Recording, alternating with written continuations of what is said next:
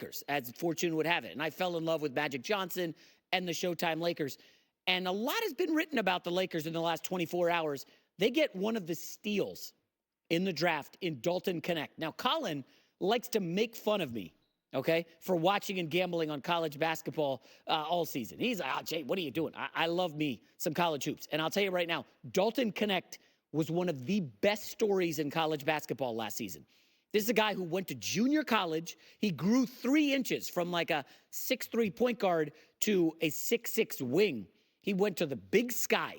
He went from second team all Big Sky to first team All-American at Tennessee. He is an assassin when it comes to shooting. I think he scored 38 against Purdue in the NCAA tournament, which they lost. I think he gave UNC 40, dropped like 39 on Kentucky. This guy is a sniper.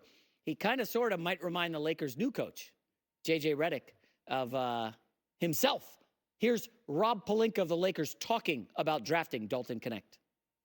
We would have never imagined a player as skilled and sort of perfect for our needs would be there for us as Dalton Knecht. We had him, as a top 10 player unanimously across our scouting boards. I was at the SEC tournament scouting him extensively, and in my mind was like, there's no way a player like this could be available for us to pick on draft night. And he was nearly right. A lot of the mock drafts that are respected had Knecht as a top 10 pick, some top 6. Now, I've been doing the NBA draft for a long time. I didn't have Knecht in the lottery because I know the history. He's 23 years old. The history of 23-year-olds in the lottery is littered with failure. A lot of that has to do with, hey, this is a guy who was 22, 23 as a college basketball player playing against teenagers. Of course he's going to slaughter them. And so those guys drafted high usually end up being massive failures. But Knecht fell out of the lottery, and oh, by the way, he fell into the lap of LeBron and Anthony Davis. Pretty good place to fall. Now, Redick, if you guys recall, was a guy at Duke who was an absolute sniper, one of the best scorers I've ever seen in college basketball. But his prototype was like, this guy can't. Who can he defend? J-Mac, he might not be able to defend you in your men's league. Who could Dalton Knecht defend? It's a different story, folks. It's a different league right now. You want those switchable wings. Will people pick on Dalton Knecht? Maybe, but you know what? He's got Anthony Davis behind him. I can tell you right now, unequivocally, Dalton Knecht will be a key rotation player for the Lakers this season, unlike the guy they drafted, Hood Schifino, last year, who did absolutely nothing. He was one of those upside plays. So Knecht is a big win, which leads me to JJ Redick and Knecht. I think it's going to be a good marriage. I'm almost certain that Knecht kind of pushed for him. Redick pushed for Knecht. But something Redick said at his presser was kind of glossed over. And I want to touch on it because I absolutely love this topic. Here's JJ Redick talking about the media at his press conference. It's been a really interesting 6 weeks or so, just in terms of, being part of the engagement farming industry. It's been really interesting.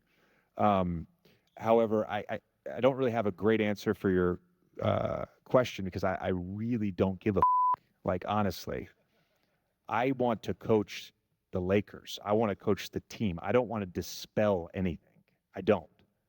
I want to become a great coach in the NBA, and I want to win championships, and I want my players to maximize their careers. That's all I care about. I kind of love JJ Redick now. Engagement farming. What a phrase. Oh my gosh. Can I borrow that, JJ? Can I use that? Because it's incredible. And it's actually spot on. You guys, listen, once he said that, he was critically panned. Social media, columnists, all the traditional media, they ripped him. You don't come out slinging F-bombs in your introductory press conference. But Redick claims to not care. Now, I will remind everybody, within the last year, JJ Redick was part of that engagement farming economy that is the sports media. And he's not wrong. You guys know this, okay? This show will usually have something related to the Dallas Cowboys. You could call that engagement farming if you want. The Cowboys built a juggernaut in the mid-90s. Just as the internet was coming along, the Cowboys become America's team. When their games are on in the 4 o'clock window here on Fox, when they're on primetime, the Cowboys get massive ratings. Okay, so is it engagement farming for us to talk about the Cowboys all the time? Or is that giving the people what they want? 90s with Patrick Ewing. Folks, the Knicks big winners trading for Mikal Bridges. They are going all in on chemistry. Mikal Bridges was had for 5 draft picks, okay? We'll get to that shortly, but I've got to start with I absolutely love what my Knicks are doing. They're now the Villanova Knicks because they got 4 guys in Brunson, DiVincenzo, Bridges, and Hart who won a title in Villanova back maybe like 7, 8 years ago, and now they're reunited, and it feels so good in New York.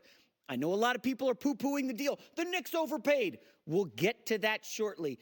But I need to start with something because it feels like for months on this show, we've been talking about how the Knicks they've got the draft assets. They can go for a number 1. They can go grab Karl Anthony Towns. The Knicks can go after Joel Embiid. Maybe we can pluck him from Philadelphia. What about Paul George? All we've been hearing is, hey, the Knicks need either a number 1 star or a number 2 to go with Jalen Brunson, who maybe isn't a 1, maybe he's a 1B, and all that nonsense. Folks, the Knicks are disrupting or attempting to disrupt the NBA hierarchy of you need superstars to win in the league. You need one of the 5 or 10 best players. You need the Shaq and Kobe. You need the Jokic, the multiple-time MVP. You need that superstar. And the Knicks are saying, not so fast, my friends. There's another way to skin a cat, as they like to say. We've seen this throughout the economy at large, outside of sports, right? We saw the internet disrupt traditional media. We then saw social media disrupt the internet and websites. And now we're starting to see AI taking over, disrupting Google and their dominance in search. And I mean, listen, in the vehicle market, we're seeing EVs disrupting automobiles. In the NFL, look what the 49ers are doing. Hey, we know everybody needs a quarterback, and then you build around the QB. Why don't we try something different? Why don't we try building the infrastructure and then plugging in a Jimmy Garoppolo, a Brock Purdy, and let's see how that works out. And they've been to a couple Super Bowls. The Knicks are doing the same thing. We don't need no superstar. We can build with chemistry. And what they've got with this team in New York right now, folks, their odds shifted after the Bridges trade. They have now the 3rd best odds to win the title after Boston and Denver. This is a massive shock to the system.